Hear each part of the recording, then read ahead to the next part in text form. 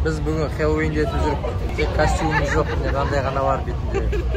Бәріңізге сәлем. Қазір ақшта Хэллоуин тойланып жатыр. Хэллоуин сөзі All Hallows Eve деген сөзден шыққан, яғни әулиелер қарсаңы түні деген мағынаны береді. Бірақ оның түбі одан да тереңде жатыр. Біздің заманымызға дейінгі 2000 жылдары қазіргі Ұлыбританияның жерінде кельт тайпаларынан бастап алады. Олар қазанның 31-нен қарашаның 1-не қараған түні жаз бітіп, қыс басталады деп санаған. Сол түні өлілер әлемінің рухтары жерге келеді деп сенген. Рухтардан қорғану үшін адамдар үйлерін шаммен, отпен жарықтандырған. Қорқынышты маска, жануар терісінен киім киіп, рухтарды шатастыруға тырысқан. Өлі рухтарға тамақ қойып, оларды тыныштандырған. Ал орта ғасырда христиан діні тарағаннан кейін All Saints Day, яғни барлық әулиелер күні деп атала бастаған. Сол кезде кішкентай дөңгелек тәтті печеньелер пісіретін болған. Балалар үй-үйді аралап, сол печеньені сұрайтын болған.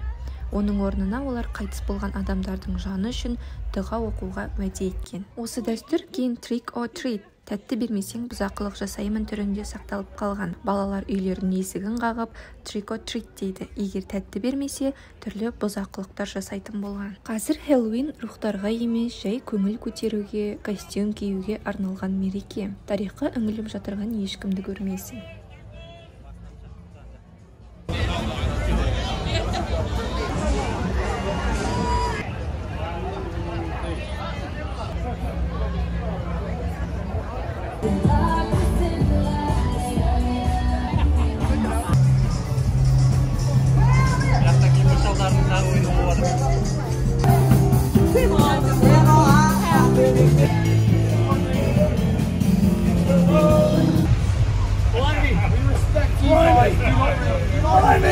How do we take a picture?